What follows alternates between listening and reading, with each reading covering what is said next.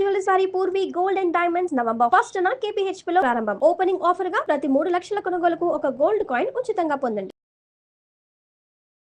నమస్కారం అండి సురేష్ బాబు గారు. కీర్తి గారు నమస్కారం అండి. వృశ్చిక రాశి వారు కొంచెం అటు ఇటుగానే ఉన్నారు పాస్ట్ 2-3 మంత్స్ నుంచి చూసుకుంటే. మరి నవంబర్ నెలలో వాళ్ళకి ఏమైనా ఉపశమనం ఉందా, లేదంటే ఆ హర్డిల్సే కంటిన్యూ అవుతున్నాయా? వీళ్ళకి జనరల్గా ఏంటంటే ప్రొఫెషనల్ మ్యాటర్స్లో అంత యాక్టివ్గా ఉండరండి ఈ వృశ్చిక రాశి వాళ్ళు. ఎందుకంటే అష్టమంలో గురువు ఉండటంతో వీళ్ళకున్న ఎక్స్పీరియన్స్, నాలెడ్జ్, లేదంటే మేనేజ్మెంట్, అడ్మినిస్ట్రేషన్ కేపబిలిటీస్, ధన ప్రవాహానికి ఒక స్టాగ్నేటెడ్ పీరియడ్ ఓకే ఇలా నడుస్తూ ఉంది. అయితే లాస్ట్ మంత్ అక్టోబర్ మంత్ వీళ్ళకి చాలా మందికి జాబులు పోయే అవకాశం ఎక్కువగా ఉంది, ప్రాబ్లమ్స్ ఎక్కువ క్రియేట్ అయ్యే అవకాశం ఎక్కువగా ఉంది. అయితే నవంబర్ మంత్లో కూడాను అది ఆల్మోస్ట్ అలానే కంటిన్యూ అయ్యే అవకాశం ఎక్కువగా ఉంది. అయితే గురువు ఈ నవంబర్ మంత్లో 8th నుంచి 9th రావడంతో కొంచెం వీళ్ళకి ధన ప్రవాహం వచ్చే అవకాశం ఎక్కువగా ఉంటుంది. ధనం విషయంలో బాగుంటుంది, కానీ మిగతా విషయాలు వీళ్ళు కొంచెం ఛాలెంజింగ్గా ఉంటుందని గమనించుకోవాలి. సో వృశ్చిక రాశిలో విశాఖ 4వ పాదం, అనురాధ 1, 2, 3, 4 పాదాలు, జ్యేష్ఠ 1, 2, 3, 4 పాదాలంతా ఇందులో ఉంటారు. పేరు బలం ప్రకారం కనుక చూసుకుని వీళ్ళకి తో, నా, నీ, ను, నే, యా, ఈ, యు అన్న పేర్లంతా ఇందులో ఉంటారు. మనకి 5 గ్రహాలు చేంజెస్ ఉన్నాయండి. గురు వీళ్ళకి 1 మంత్ ఉంటారు. ఈ 1 మంత్ వీళ్ళకి ధన ప్రవాహం చాలా చక్కగా ఇప్పటిదాకా మనం చెప్పుకున్నాం చూసారంటే, ఫస్ట్లో వీళ్ళకి జాబ్లో కొంచెం అన్సాటిస్ఫాక్షన్ ఇదంతా. అయితే ఈ పీరియడ్ కొంచెం సాటిస్ఫాక్షన్ ఉండే అవకాశం ఎక్కువగా ఉంటుంది. సూర్యుడి వల్ల స్థాననాశం ఉన్న పదవిని కోల్పోయే అవకాశం, లేదంటే ఆల్మోస్ట్ టఫ్ అయిన సిచ్యువేషన్స్ ఉండే అవకాశం ఎక్కువగా ఉంటుంది. శత్రు పీడలు ఎక్కువగా ఉంటాయి. తర్వాత బుధుని వల్ల ధనాన్ని కోల్పోయే అవకాశం ఎక్కువగా ఉంటుంది. శుక్రుని వల్ల కూడా ధనం వస్తుంది, కానీ అది కూడా వీళ్ళకి ఎక్కువగా నిలబడదు. అంటే ఏ ప్రకారంగా చూసుకున్నా కానీ కొంచెం ఛాలెంజెస్తో ఎక్కువగా ఉండే అవకాశం ఎక్కువగా ఉంది. ఇది గమనించుకోవాలి. ఓకే సో మనం డీటెయిల్స్ కనుక చూసుకుంటే, గురుడు 1 మంత్ వీళ్ళకి చాలా సౌఖ్యాన్ని ఇస్తున్నాడు. ఇది ఒక మంచి హ్యాపీ న్యూస్ అని చెప్పుకోవాలి.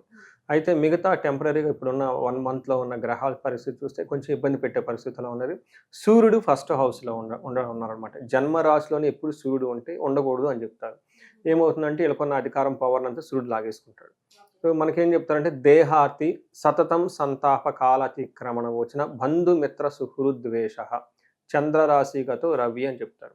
అంటే ఈ టైంలో శారీరకంగా కొంచెం లేజీగా ఉండటం, కొంచెం బాధగా ఉండటం, మనసులో ఎప్పుడు ఏదో పోగొట్టుకున్నట్టు ఉండటం, టయానికి భోజనం చేయకపోవటం, అంతేకాకుండా బంధువులతోటి, మిత్రులతోటి, లేదంటే స్నేహితులతోటి గొడవపడే అవకాశం, ద్వేషపూరితమైన వాతావరణం ఎక్కువగా ఉంటుంది. ఈ టైంలో స్పౌస్, భర్త అయితే భార్యకి, భార్య అయితే భర్తకి కొంచెం హెల్త్ కాంప్లికేషన్స్ వచ్చే అవకాశం ఉంటుంది.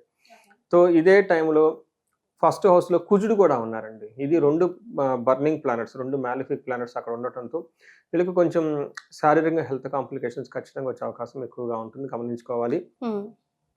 కుజుడు ఫస్ట్ హౌస్లో ఉండటంతో ఏమవుతుందంటే జ్వరం, ఖడ్గవ్రణం చైవ బంధుమిత్ర విరోధకృతి చంద్రరాశిగతే యక్ష రాక్షస పీడనం అంటారు. ఈ టైంలో వీళ్ళకి దిష్టి కొట్టడం, వేరే వాళ్ళు ఏడుపులు తగలటం, కాలసర్ప దోషాలు లాంటివి ఏమైనా ఉంటే ఈ టైంలో యాక్టివేట్ అవ్వటం, తర్వాత జ్వరం రావటము, బ్లడ్కు సంబంధించిన విషయాల్లో కొంచెం వీళ్ళకి ప్రాబ్లం అవుతుంది. సంథింగ్ వాళ్ళ ఓన్ బ్లడ్ని వాళ్ళు చూసుకోవటం, లేడీస్కి అయితే ఈ విషయస్ అన్ని కొంచెం ఎక్కువగా ఉండే అవకాశం ఎక్కువగా ఉంటుంది. అది గమనించుకోవాలి. శత్రువుల బాధ ఎక్కువగా ఉంటుంది. ఖచ్చితంగా వీళ్ళకి చిన్న చిన్న గాయాలు దగ్గర నుంచి పెద్ద గాయాలు అయ్యే అవకాశాలు కూడా ఎక్కువగా ఉంటుంది. అగైన్ వాళ్ళ జన్మ రాశిలో దశాభుక్తి సరిగా లేకపోతే పెద్ద యాక్సిడెంట్లు అయ్యే అవకాశం కూడా ఎక్కువగా ఉంటుంది. లేదంటే చిన్న చిన్న పేపర్ కట్ అన్న తగిలేసి బ్లడ్ అయితే ఖచ్చితంగా వాళ్ళ కళ్ళతో చూసుకుంటారు.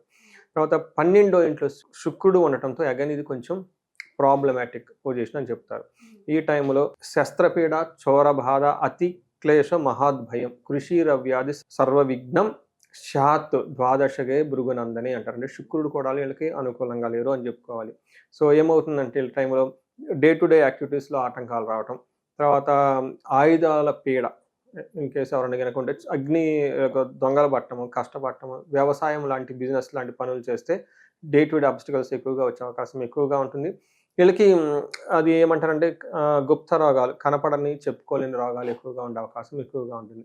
సో ఏ ప్రకారంగా చూసుకున్నా వృశ్చిక రాశి వాళ్ళకి ఈ మంత్ కొంచెం ఛాలెంజింగ్గా ఉంటుంది. లాస్ట్ మంత్ కూడా అక్టోబర్, నవంబర్ 2 months కూడా కొంచెం ఛాలెంజింగ్గా ఉండే అవకాశం ఎక్కువగా ఉంటుంది. కొంచెం వీళ్ళు ఒక స్టెప్ వెనక్కి తీసుకొని ఆధ్యాత్మికంగా ఉండటం, రెమెడీస్ ఎక్కువగా చేసుకోవటం. సో 1 month కొంచెం పేషెన్సీగా ఉంటే తర్వాత అంతా నెక్స్ట్ మంత్ నుంచి ఇంకన్నిటికీ మేము రెడీ అన్నట్లు ఉంటారు. ఈ మంత్ కొంచెం హోల్డ్ చేయాలి. అయితే మరి నక్షత్రాల ప్రకారం ఎంతవరకు వీళ్ళకి బాగుందండి? విశాఖ, అనురాధ, జ్యేష్ఠ 3 నక్షత్రాలు ఇందులో ఉంటారండి. విశాఖ నక్షత్రం వాళ్ళకి అగైన్ ఇక్కడ మిక్స్డ్గా ఉందండి. ఒక ధనం విషయంలో గురువు వల్ల బాగుంది తప్ప వీళ్ళకి నాశనము, మరణము, మృత్యు భయము, నాశనము చూపిస్తుంది. అంటే మనం ఏమనుకోవాలంటే ఏదో ఒక వర్క్ వాళ్ళు అనుకున్నది పాపం ఒక డ్రీమ్ ప్రాజెక్ట్ ఏదైనా ఉంటే అదంతా ఆగిపోతుంది, అక్కడి నుంచి ముందుకు పోదు, దీంతో భయపడిపోతారు వీళ్ళు. అయ్యో ఏమవుతుంది ఫ్యూచర్ అనేది, దీన్ని మృత్యు భయం అంటారు. అనురాధ నక్షత్రం వాళ్ళకి అగైన్ పాజిటివ్లో సంపదలు సౌఖ్యంగా ఉంటుంది, కానీ నాశనము, మరణము, మృత్యు భయము, నాశనము చూపిస్తుంది. కొంచెం సీరియస్ డ్యామేజ్ అయ్యే అవకాశం ఎక్కువగా ఉంటుంది. అనుకోని విధంగా ముందుకు పోవటం ఈ టైంలో వీళ్ళకి మోస్ట్లీ చాలామంది జాబ్లో ఉన్న వాళ్ళకి అవుట్ ఆఫ్ ది ప్రాజెక్ట్, లేదంటే బెంచ్ అంటారు కదండి సాఫ్ట్వేర్లో, లేదంటే జాబ్ నుంచి బయటకు రావటం, బిజినెస్ పీపుల్ అయితే కాంట్రాక్ట్లో ఆగిపోవటం, గవర్నమెంట్ పీపుల్ అయితే గవర్నమెంట్ మనీ అంతా లాక్ అయిపోవటం జరుగుతూ ఉంటుంది. జ్యేష్ఠ నక్షత్రం వాళ్ళకి వీళ్ళకి ఇంకా కొంచెం టఫ్గా ఉంది. వీళ్ళకి సౌఖ్యము క్షేమము ఉన్నప్పటికీ కూడాను ఫారిన్ రిలేటెడ్ వ్యవహారాల్లో లాభప్రదంగా ఉంటుంది. అగైన్ మరణము, మృత్యు భయము, లాభము చూపిస్తుంది. అంటే మిక్స్డ్గా ఉంది వీళ్ళకి కూడాను.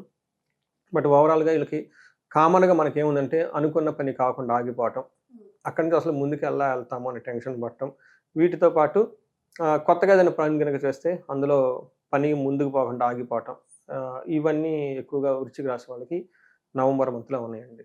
ఎస్. సో టైం ఎప్పుడు మనదే కాదు, టైం ఎప్పుడు మనది కాకుండా పోదు. మనిషి ఎప్పుడు ఆప్టిమిస్టిక్గా ఉండాలి కదా. మరి ఎలాంటి రెమెడీస్ వారు చేసుకుంటే కనుక అలాంటి థాట్ వాళ్ళకి ట్రిగర్ అయ్యి ముందుకు వెళ్ళిపోతుంటారు? సో ఫస్ట్ వీళ్ళకి నవగ్రహాల చుట్టూ ఎక్కువగా తిరుగుతూ ఉండాలండి.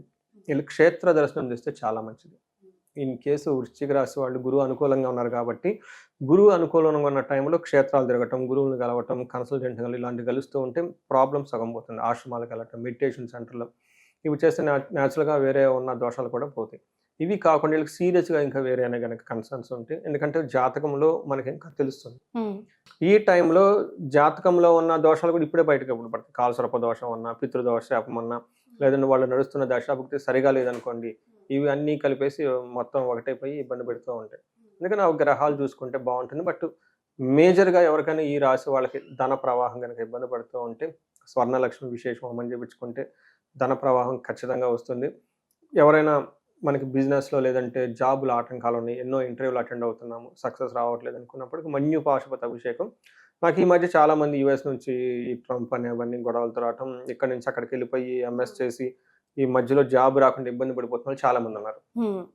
కొంతమంది మేము ఫారిన్లో ఉండాలా లేదంటే ఎన్నికకి వచ్చేయాలా, ఈ టైప్ థాట్స్ ఉన్న వాళ్ళు కూడా చాలామంది ఉన్నారు.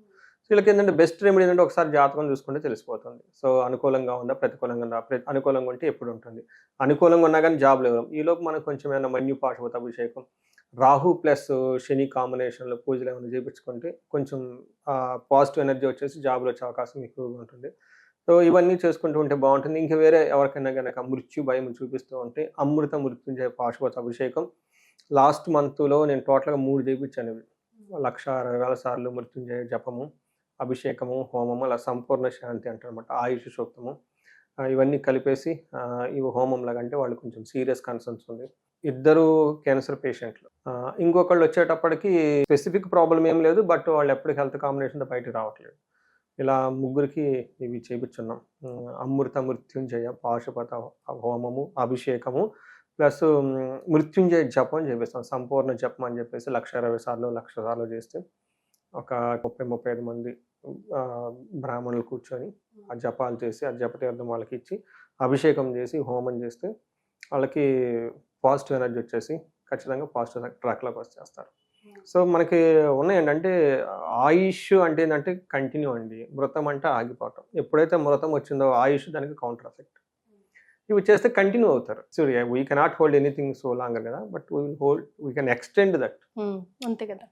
అది వాళ్ళ జాతకంలో ఉన్నదాన్ని జరగకుండా కొంతకాలం ఎక్స్టెండ్ చేయటం, కొంతకాలం తగ్గించుకోవటం, ఇవన్నీ మన చేతిలో. చెడులన్నింటినీ ఏమంటే తొందరగా అయిపోవాలని తగ్గించేసుకుంటాం, మంచి ఎక్కువగా కంటిన్యూ చేసుకుంటూ ఉంటాం అనమాట.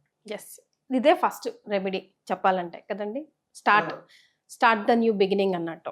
అవునండి. చాలా సంతోషం అండి. వృశ్చిక రాశి వారికి నవంబర్ నెలలో ఎలా ఉంటుందో తెలియజేయడంతో పాటుగా రెమెడీస్ని కూడా సూచించారు. ధన్యవాదాలు. ధన్యవాదాలు.